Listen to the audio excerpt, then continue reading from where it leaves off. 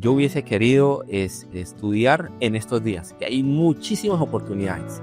Entonces no se las niegue. La educación es uno de los mejores regalos que puede recibir un ser humano en la vida. Y esa es la invitación, a abrazar ese hermoso regalo, a disfrutarlo, a esforzarse, a hacerlo de la mejor manera. Y seguramente van a tener unas trayectorias educativas exitosas y un mejor futuro para ustedes y para sus familias. Emprendimiento, negocios, liderazgo e innovación. Bienvenidos al podcast de David Alvarado Muñoz. Bienvenidos a Yo Creo en Cúcuta. Ya son 42 semanas sin parar. Profe Eduardo Esteban, que estamos acá con un propósito. Es una conversación siempre en temas positivos alrededor de Cúcuta, también con una propuesta para la ciudad, y es poder identificar lo que he denominado la Cúcuta emergente, o sea, esas diferentes verticales en las que Cúcuta podría tener ventajas, en las que nuestra ciudad podría ganar, y una de ellas, a través de estos episodios, pues ha sido el talento de los cucuteños. Sí, sin duda el talento de las personas que tenemos acá nos da un diferencial, y pues el mejor profesor de Colombia, el mejor profesor de América Latina y de Iberoamérica, pues no podía estar por fuera de este podcast. Además, con muy pocos días para conocer una noticia que nos sigue llenando de orgullo. No es la primera vez, porque le preguntaba a ChatGPT antes de estar acá sentado quién es Eduardo Esteban Pérez León, y salieron varios párrafos de respuesta, pero todos ellos reconociendo su aporte a la educación inclusiva, no solamente en este colegio, previamente también en el colegio, entiendo que Rafael Uribe, ¿sí? Hoy en día en este colegio técnico Guaymaral, que además Guaymaral es mi barrio de infancia, pues entonces me siento también muy contento de estar acá, pero también con este reciente reconocimiento de la Universidad de Cambridge, que, si lo digo bien y usted me corrige, sería como ser el maestro más inspirador del mundo, o de pronto el más comprometido con un propósito a nivel de la educación, y usted está en ese grupo selecto del top 9, o sea, esos 9 maestros a nivel mundial que están siendo, digamos que posiblemente reconocidos por un galardón, pero los 9 ya son ganadores. Entonces, primero, gracias por su tiempo, por estar acá, y explíquenos un poquito, con más de 50 reconocimientos, eso es lo que me dice ChatGPT, pues si este de Cambridge es uno más, o todavía, digamos, que siente algo de mariposas en la barriga. Y bienvenido. Bueno, primero saludarte, David. Gracias por poder estar en tu podcast. Realmente importante creer en lo nuestro, creer en Cúcuta. Y bueno, estás entrevistando a un cucuteño criado en el barrio Loma de Bolívar. Como en alguna ocasión me hicieron una entrevista a nivel nacional y decían, este es más cucuteño que pastel de garbanzo. Y es una realidad, ¿no? Venimos desde esta hermosa Cúcuta trabajando por la sociedad en el ámbito educativo. Es muy importante, y bueno, gracias a Dios, como tú lo referencias, ¿no?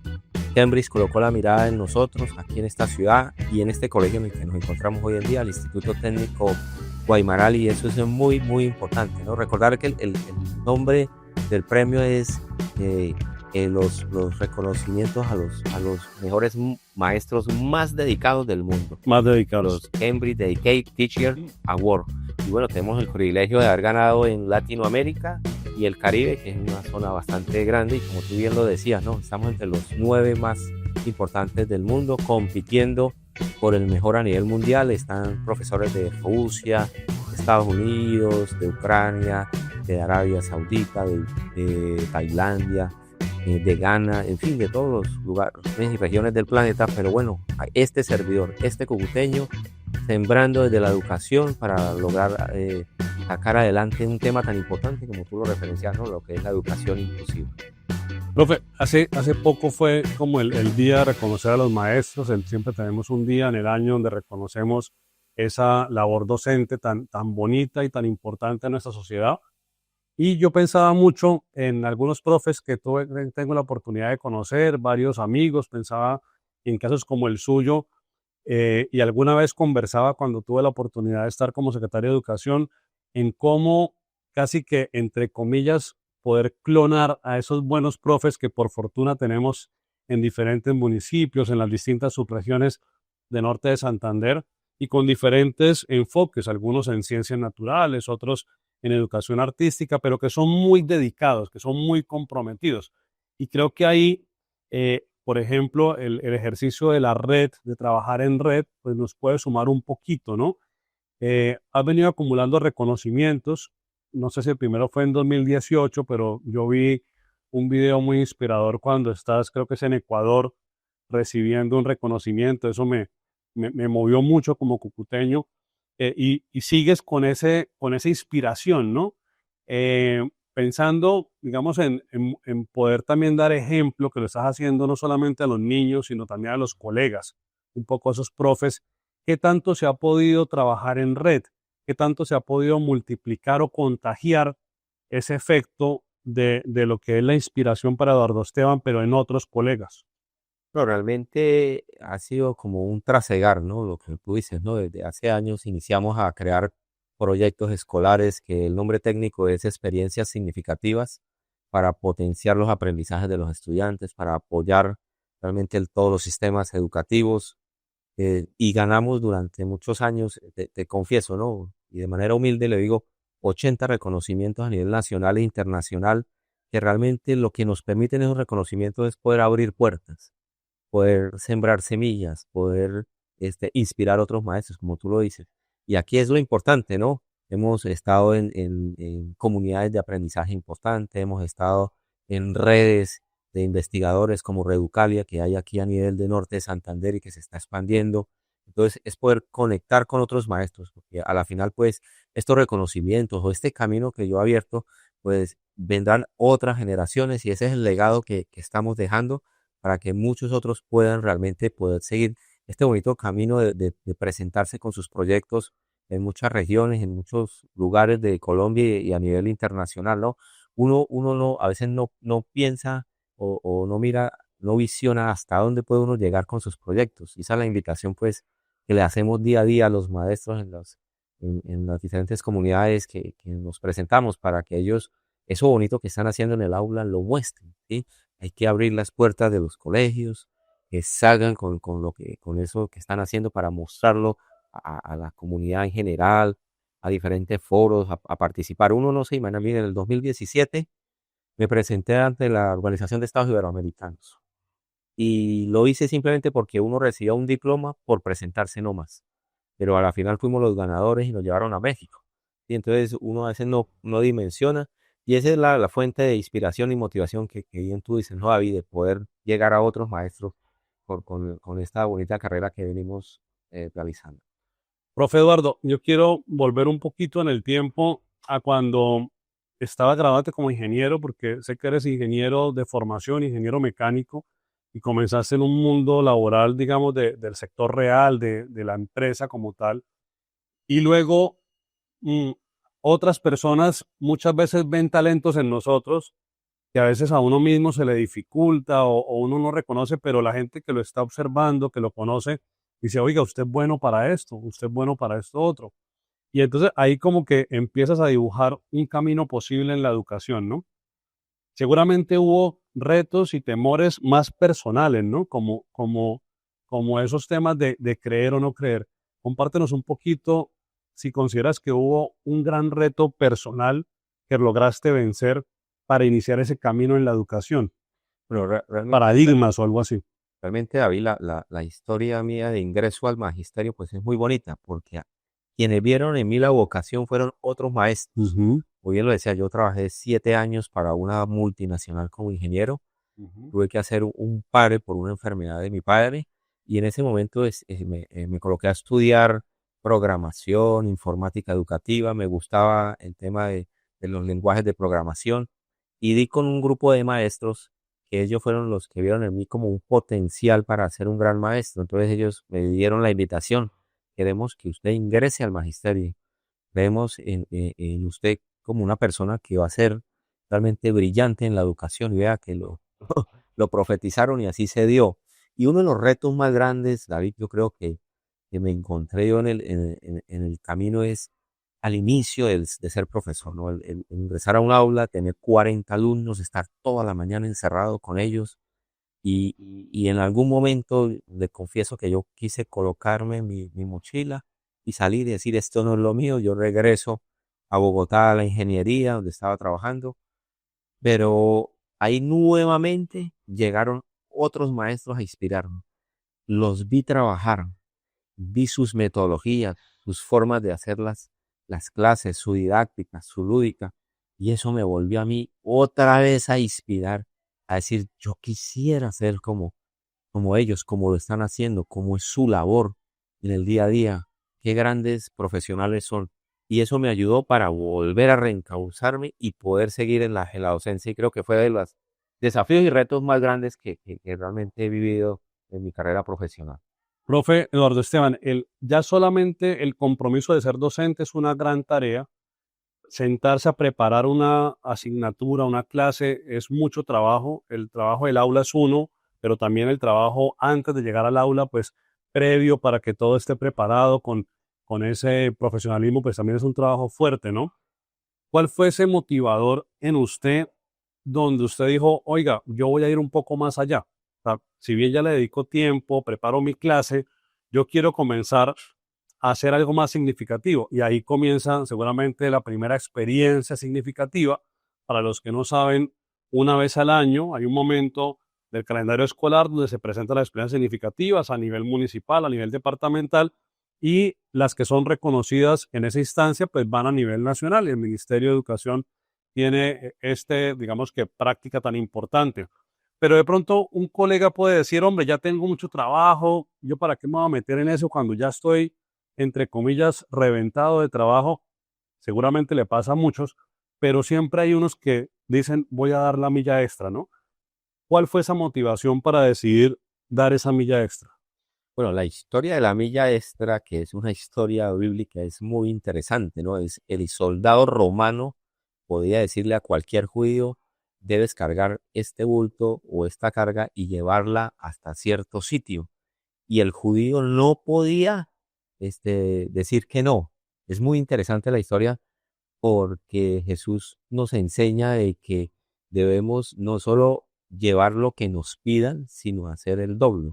Y como tú lo dices, este tema de presentarse en proyectos, en eventos con experiencias significativas, es eso, ¿no? Tiene uno que mirar ese grado de esfuerzo, el trasnochar, el impedirse un fin de semana, de poder salir, inclusive en ocasiones hasta negarse un tiempo familiar por el solo hecho de tratar de llevar adelante estas experiencias significativas.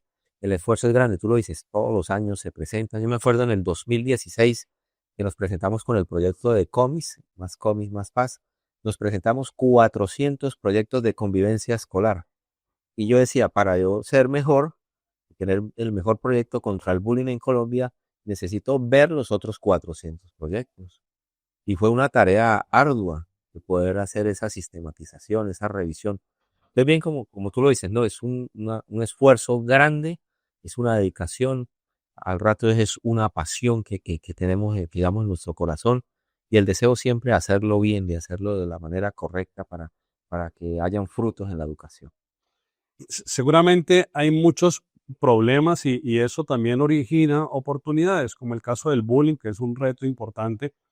A mí personalmente digamos que me mueven algunas cosas en las que soy muy sensible, por ejemplo, el embarazo a temprana edad, porque pienso que una adolescente de 14, 15, 16 años embarazada, pues es otra manera de violencia y se trunca un proyecto de vida, o por lo menos cambia un proyecto de vida. Otro de los temas que a mí me tocan fibras sensibles, profe Eduardo Esteban, es el consumo de sustancias. Veo mucho los jóvenes que están en la calle en nuestra ciudad, le miro el rostro y la mayoría son muchachos, jóvenes, e incluso algunos menores de edad. Con esos temas, aparte del bullying, que sé que lo has trabajado, ahora nos metemos en el tema de la inclusión, pero en esos temas de embarazo en temprana edad, de prevención o el consumo de sustancias, de pronto no desarrollado por ti si no es el caso, pero visto con otras experiencias, ¿qué sabes que ya funciona? De pronto en otros colegios, en otros países que están haciendo y podríamos también aprender de ello, ¿no? Porque justamente las comunidades de práctica, pues es para que el conocimiento circule.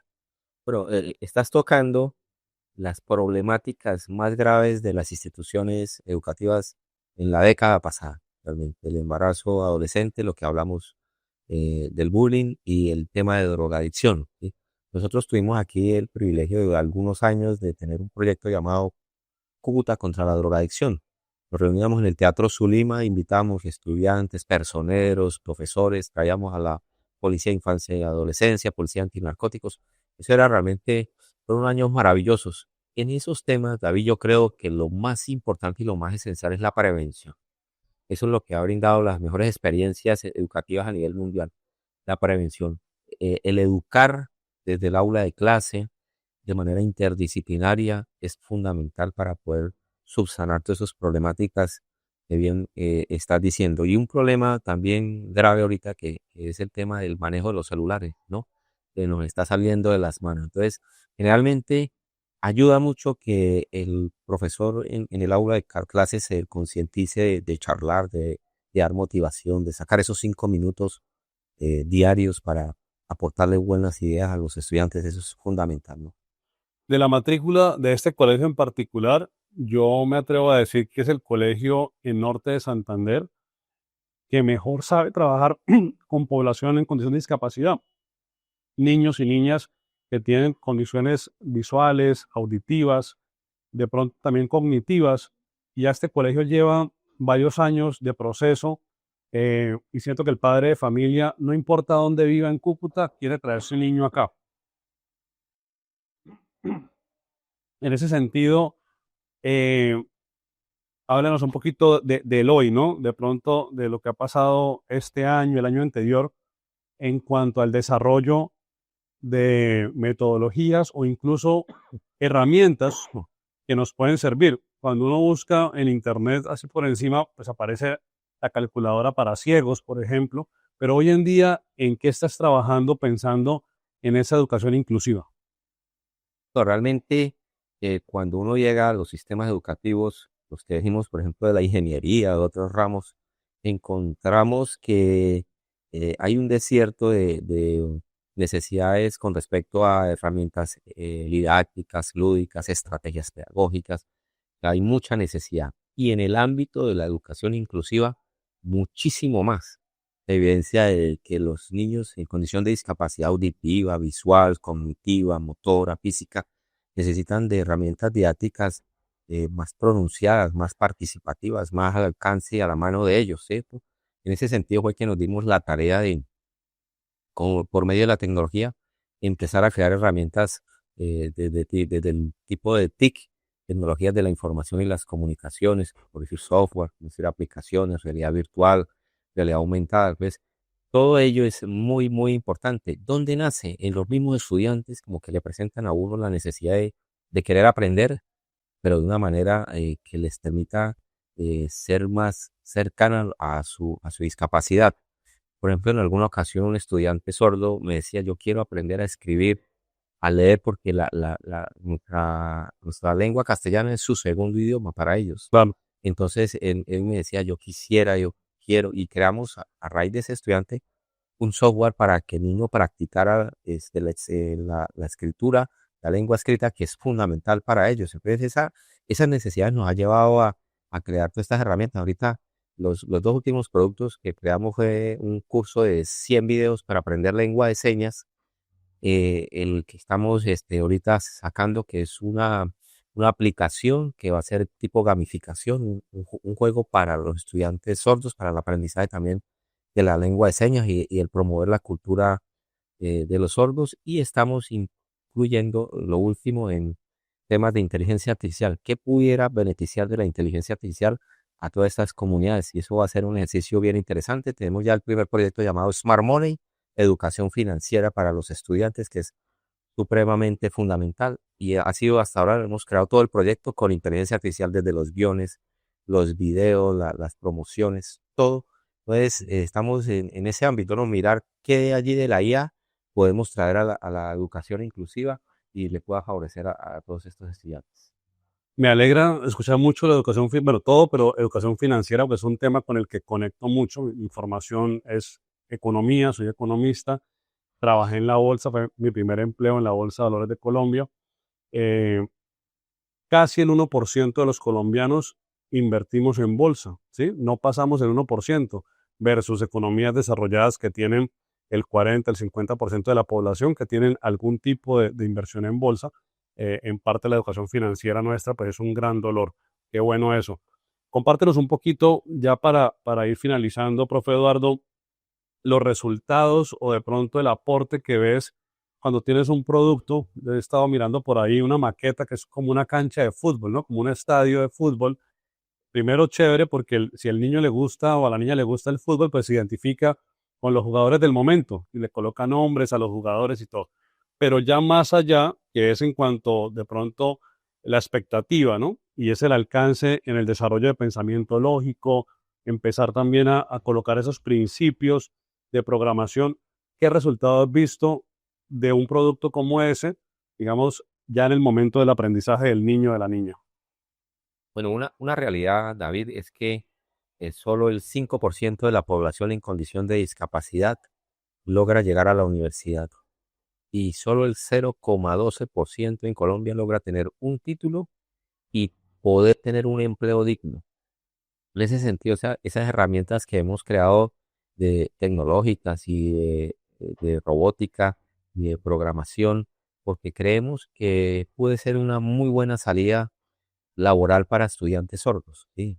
Entonces hemos creado, por ejemplo, videos de programación en bloques con microbits y con una serie de dispositivos y todos están con lengua de señas colombiana para el aprendizaje de ellos. Entonces, ya hemos tenido las primeras experiencias, muchos han llegado a la universidad, llegan con buenas bases tecnológicas y pueden tener el día de mañana pues un empleo digno, que es la meta, ¿no? A la final, por lo que nos esforzamos o realizamos ese tipo de proyectos como el del estadio de fútbol que se llama Gol STEM, es para eso, para que el estudiante en condición de discapacidad tenga unas trayectorias completas, ¿sí? Que su proceso sea participativo y lleguen hasta la universidad y puedan graduarse. Entonces, somos factor clave para que eso se dé. Profe, gran parte, digamos, de este recorrido, yo creo, en Cúcuta ha sido identificar esas ventajas, como lo decía al inicio. Aprovecho acá para invitar a que compartan los episodios en este contenido, que me ayuden a compartir, a llegar a una persona más. Y parte, digamos, de una Cúcuta que hoy es una realidad, que hoy emerge, aún en una fase temprana, es la Cúcuta tecnológica. O sea, digamos que ese ecosistema de desarrollo de software hoy existe, es pequeño, también hay que decirlo, pero es una fase temprana de algo que puede seguir creciendo.